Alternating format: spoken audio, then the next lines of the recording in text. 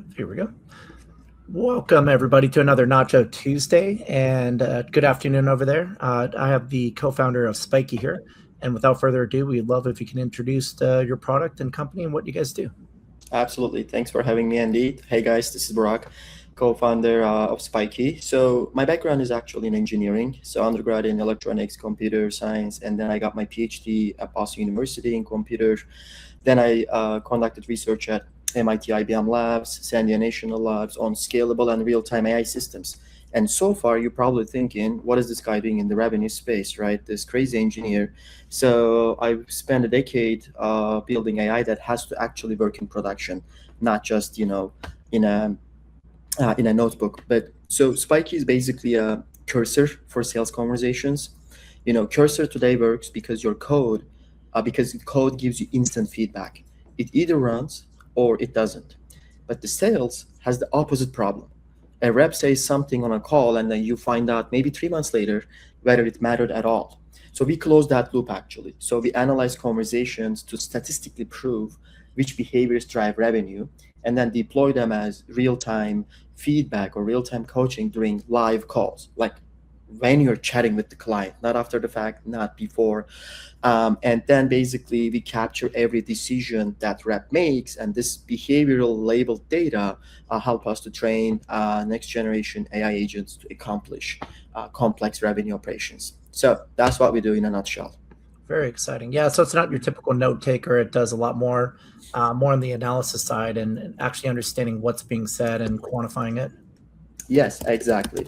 Because note takers are good. It's like a good data source for us. But it's after the fact. Everyone is busy. No one wants to look at that. So how can we make this more interactive and dynamic? That's what we are focusing on. Yep. So I guess how is AI fundamentally changing the way GTM teams make decisions today compared to a few years ago? Yeah, I think GTM space has a lot of potential because that's where the money is, right? So I think 2 3 years ago, most GTM decisions were made from dashboards and gut feel. A lot of the leaders we talk to, they admit, but today, interestingly, most teams still make decisions from dashboards and gut feel. They just have AI summary on top of the dashboard. That's what I would say. But honestly, the real shift we are seeing is, and I think that's I think that's the one that matters. It's moving from descriptive to like causal. In the old world, what we were seeing is, oh, our win rate dropped 10% last quarter. So in the new world we are imagining with Spike is our win rate dropped 10% because reps maybe stopped doing discovery on multi-threading after week 3 of the new playbook. And here is the specific behavior that correlates with the deals that did close. So we are trying to learn the science behind your revenue, and you have enough data to figure out. So that's, I think, the actual change. That's where we should be going. So statistically valid answers in go-to-market data is still not there, but that's like where we see the trends are going. A lot of the leaders we talk to, they ask us why we are losing.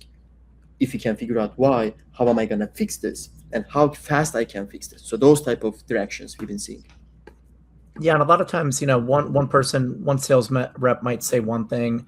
If you don't have this tool, one sales rep might think it's a different problem than another one does. So you're really just you're getting multiple points of feedback, and they all might be competing and conflicting with each other, if you will. So you're not able to get the real picture.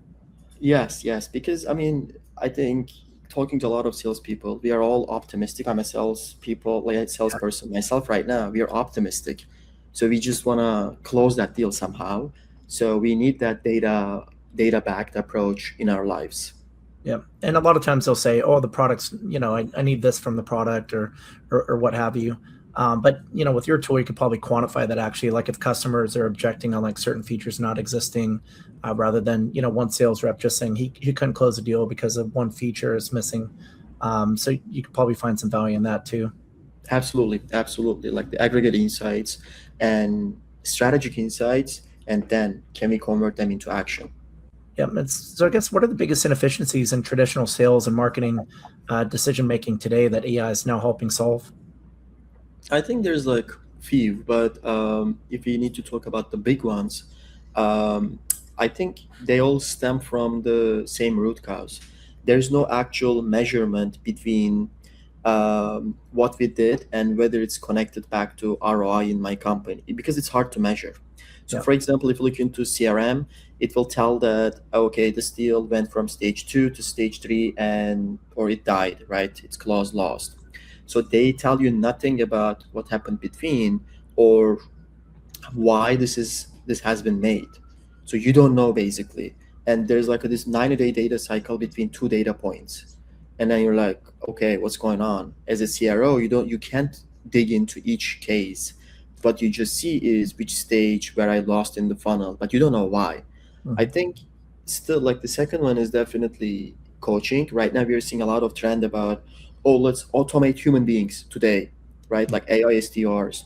But honestly, what I've been seeing is we still haven't figured out how to coach a human being properly. So Mhm. if you can't make a human being 10x, and if you don't know the process there, the data process, how are you going to make an AI that will accomplish this in a human way? And a lot of the time managers has to listen certain stuff, they need to coach if they have time, but it's a very broken process. And I think the third one is the inefficiency wise, like nobody knows what actually works. So it might sound very weird, but like, let's say every sales organization today has a playbook, and then I ask them, like, the guys, how did you come up with the playbook? They're like, because I use Medic in my old company. But how do you know it's a good playbook for your new company? Because Mhm. they have Medic, Medpic, Band, they custom questions, blah blah. Yeah. So, but maybe you don't even need Medic. Maybe there's two questions that you need to ask, and that's where the success probability is the highest. Mhm. So that's like the statistical confidence, and that's why I keep saying people don't know what they don't know, and that's where the revenue leaders are today. Yeah. And those are, I think, the biggest inefficiencies. Yeah, and sometimes you have to unlearn what you've learned, because every new product or company that you're working with has a different, different need in terms of like how you go about solving the problem or selling the product. It's there's some similarities you can pull over for sure, but it's not the same every single time. Whereas a lot of salespeople treat it like it's going to be the same. It's going to be the same exact gig. Yeah, no, it's getting more competitive, more complex, because now your buyers are more knowledgeable. So Yeah. you can't just say, "Oh, let me get back to you. Let me search this competitor, whatever." They want you to know everything. Right The away. expectations are higher, so it has to be dynamic. Traditional sales enablement is already broken, like where a person sits through or sifts through the gong recordings, try to find competitive stuff, what they did, blah blah blah. It will never work anymore. Mhm. Yeah, I need some help to like go through all that and find what Yeah. the signals are. So I guess many GTM teams are really struggling with the signal overload, right? Like you mentioned, like going through Gong videos, and there's a lot of Mhm. data out there. But how do GTM teams avoid like that overload of data and really just focus in on what matters? Yeah, great point. I think the problem is more data and more signal. They're not the same thing. Like most GTM stacks right now, generating, I keep saying this, but they Yeah, generate noise at industrial scale almost. yeah, You know, the actual problem is 99% of these signals are not tied to an outcome. mhm, I think in all those enrichment tools, you are seeing a rep got this high intent alert. Spike is hiring SDRs, so I'm gonna sell them an, I don't know, tool like Apollo or enrichment. They will need it. But the thing is, you don't know what they actually need and what is their use case. You just make an assumption based on the market. So that's like not a high intent selling or high signal selling. So that's why it's a little bit noisy. And then you also don't know whether, when you have the signals in a similar company to Spiky, did you close the deal? Did they take the account executive meeting? You don't have those information. You yeah, just make, again, decisions out of like your limited knowledge. So they are drowning in signals, but they don't know. I mean, the fundamental question they are not asking today is which of these signals historically actually predicted revenue or tied back to revenue. If you can't find those are the real signals. That's what you need to focus on. yeah, yeah. That's a great point. So I guess how does AI powered decision intelligence actually look like in the real world GTM organization? I mean, I would probably say it's less glamorous than the term sounds, right? Everything's AI powered right now. I think in practice, there's like a few things stitched together. So I think the initial one is, let's say AI piece, is watching every customer conversation. hopefully extracting the behaviors that actually happened, not just topics, by the way, like I'm talking about behaviors. So for example, Andy, you came up with this pricing objection, and did Brock handle it well? Or like, by maybe I just anchored it, maybe I just deflected. Like, so those type of behaviors are the key. And then in this, again, like we are defining AI powered decision intelligence, I think the second stage is, once you figure out the behaviors at scale, can they tie, are they get tied to outcomes? It could be closed deals, churn, expansion, closed one. So you can statistically find signals which helps you with what. And I Yep. think the third one is the activation piece, which is like a two-layer above traditional enablement or traditional training, even like role playing. So the third step is these proven behaviors. It has to push back to reps in the moment when they need them. It could be a new product knowledge. It could be like a how to handle pricing objection when you're talking to VP of sales Hmm. versus when you're talking to CFO. All these matters. There's a lot of personalization opportunity here. But I think that's the loop, right? The AI powered decision intelligence. So step one is figure out. Step two, basically, I mean, step one is figure out the patterns. Step two, tie these patterns into revenue, then basically distribute and take action and make money, make profit. Yep. Can your tool actually like also like read maybe behavioral cues like visually?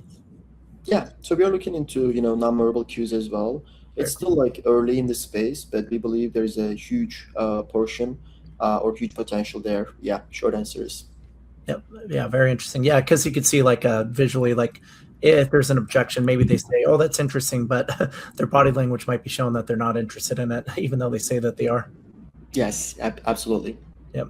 Yep. So I guess what are some of the most common mistakes teams make when implementing AI into sales and marketing operations? Hmm. I think I think they buy tools before defining the decision.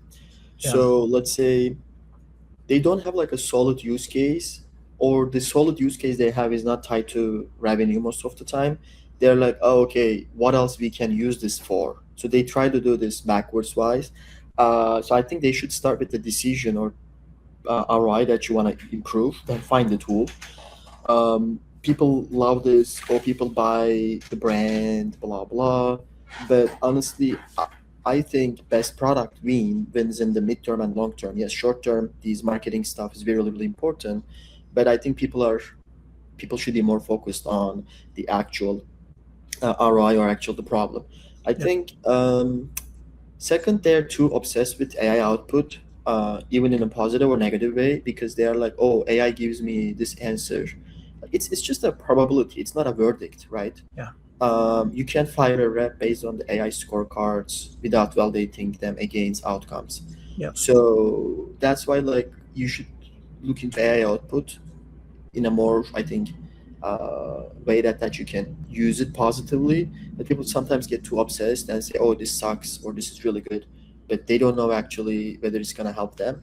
I think the third one that we've been seeing is most AI stuff stays in the inside piece. They don't have a delivery mechanism, because I think that's the biggest problem in terms of when you bring a consultancy company to a Yep. enterprise. They will look everything. They will make you suggestions. Andy, do this, 30 pages of PDF. And then you're like, how am I going to execute on this? You Yeah. can have the best strategy, everything about the business, but if you don't have a delivery mechanism that people actually can take action on it, it's going to be useless. So that's like, I think the activation piece is really, really important, and people keep missing that. Yeah, I see a lot of people getting excited about AI too, and they're just generating plans and content and just frankly having a lot of fun with it. But I don't think a lot of them really think through like the implementation of it. So like, how am I actually going to put this piece of work to use? Absolutely. I think the strategy without a deployment, it's useless. Yeah, and a lot of people don't think through all the way to the end too. So they'll just go about generating work, for AI, but they don't actually know what the intended outcome is. Absolutely. So I guess how should GTM leaders think about balancing human intuition with AI-driven recommendations?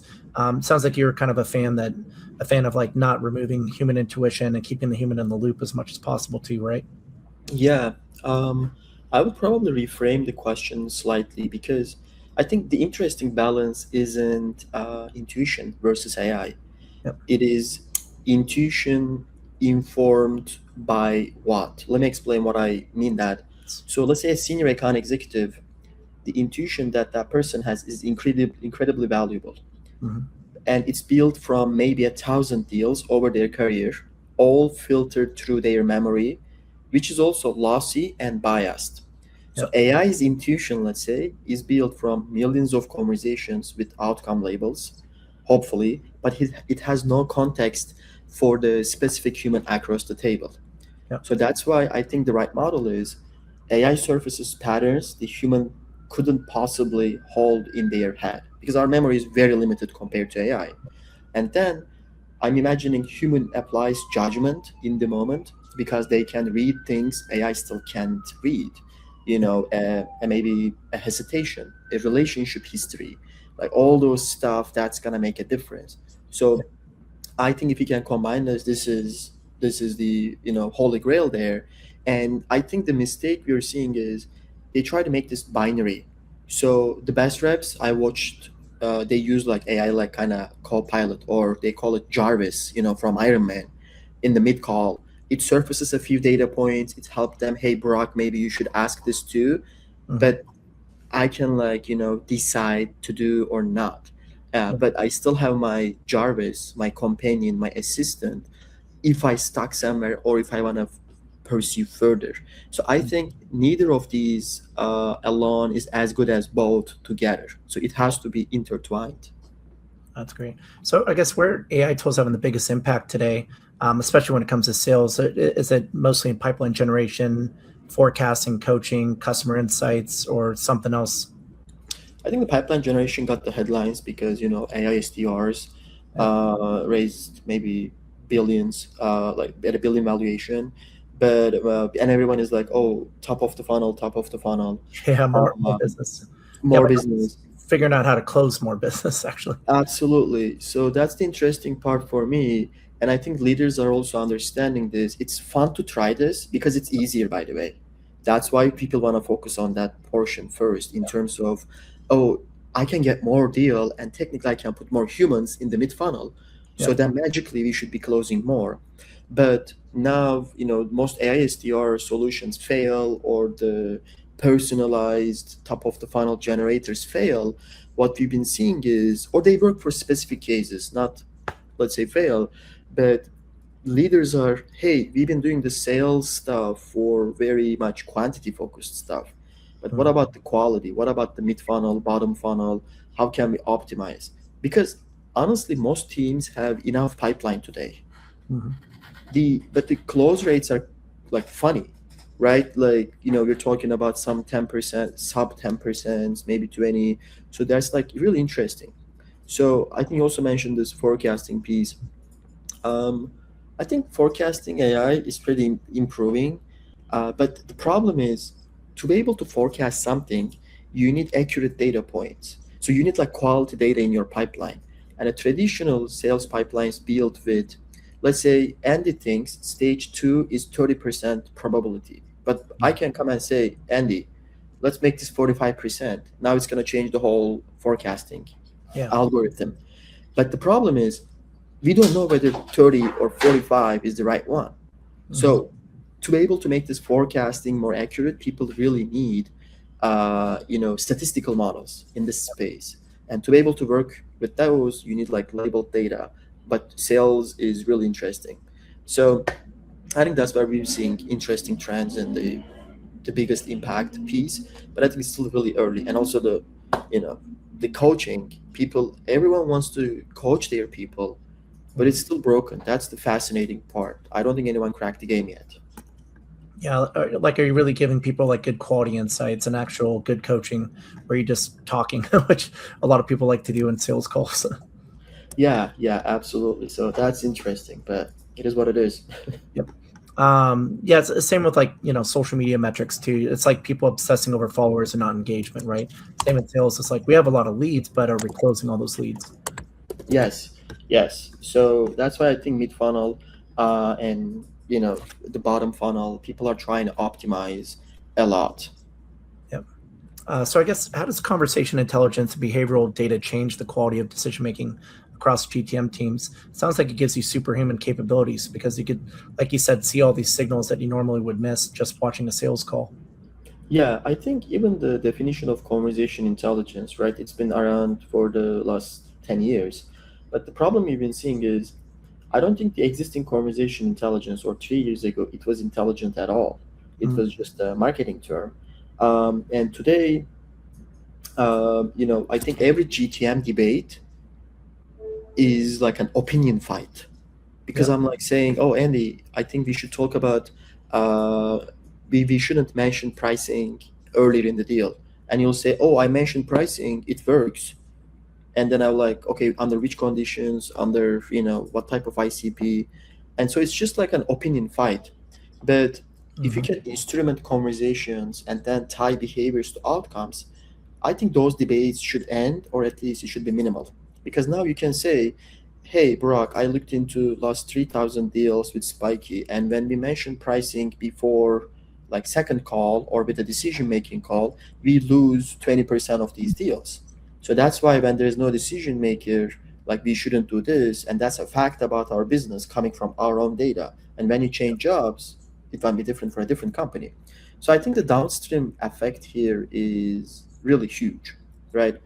Technically, you can do the onboarding. It can go from maybe like months shorter because you are just teaching new reps proven behaviors, not just like opinions. And marketing knows with this behavioral data which messages actually land in real conversations. That's really valuable. People don't utilize too much. Product knows which objections are blocking deals. The whole organization, I think, starts to make decisions from the same source of truth, and I Uh, think that's the real value of decision making with the yeah, data. that's massive. You just hit the nail on the head right there, because everybody's seeing the problem from their perspective, and so product looks at it a certain way. They just don't want to build certain features maybe because it's probably too much engineering effort. Sales looks at it a certain way too. Maybe they think like this feature that to them seems like the lowest hanging fruit to close deals might be the most work for engineers. So like everybody will look at the problem from a different angle and perspective. But if you have the single pane of truth, you could really make better decisions because of that. Absolutely, I think that's really important. Yeah, that works across the whole organization too, which is key. So I guess what separates organizations that successfully operationalize AI from those that struggle to get value from it? Because we kind of talked about this earlier, but a lot of people are just really excited to throw AI out there and they're not really implementing it the right way. Yeah, I think the clear pattern we've been seeing is like a clear owner of the feedback loop. I think the companies uh, that fail treating AI like a tool purchase, they buy it, deploy, run a pilot. Everyone has a pilot budget and get a report. Like, I mean, it's there's nobody whose job it is to make the AI's output useful in the company. Yeah. So you need like that type of a AI champion, not just a regular champion. So I think that's what the companies succeed treat AI like. It's like a hire. Somebody owns it, somebody is responsible for, like, is it impacting anything? If it is not impacting, how can we make it impactful? And I think the second thing is, and I think this is a little bit more cultural, successful organizations let AI uh, like contradict with their gut feelings. Hmm. So if the VP says, okay, we have to do this playbook, but then the data says, guys, this playbook is useless. You don't need those three questions in the playbook. And then if the VP, or let's say in this case VP, opens to these type of ideas, it's super powerful Yeah. because they know now they can do better and they're open to it. So that's why I think the culture wise, you need to be more open minded to be proven wrong. Yeah, I think in general in life, not just from AI, but from anybody you interact with in life. You need to be able to, absorb feedback and take that objectively, and maybe look at ways to improve the way you do things. Absolutely. No, especially in AI era, I think that's more important because things move super fast. Yeah, yeah, we could tell we see all these products every day, and yeah, the speed of business these days is just unimaginably fast. Oh yeah. So, what kind of KPIs or business outcomes improve first when AI becomes embedded into the GTM decision making process? Yeah, I mean, like for example, for us, it's mainly ramp time, and there's also like the productivity increase.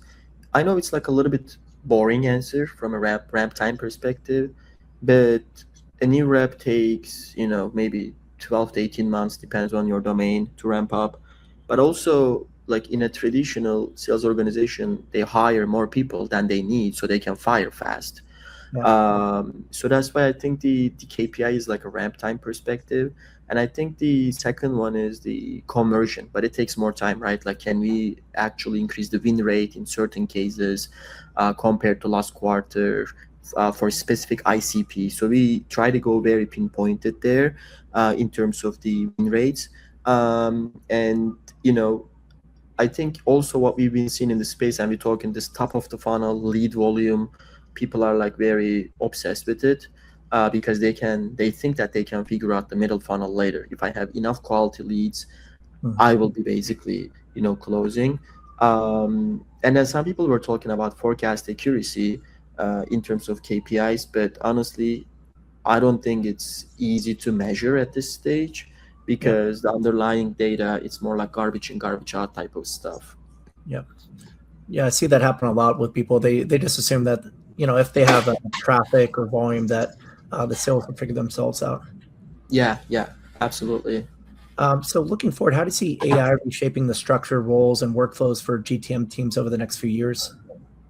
I think right now we have this pyramid, right, in a traditional organization, and I think it's going to flatten.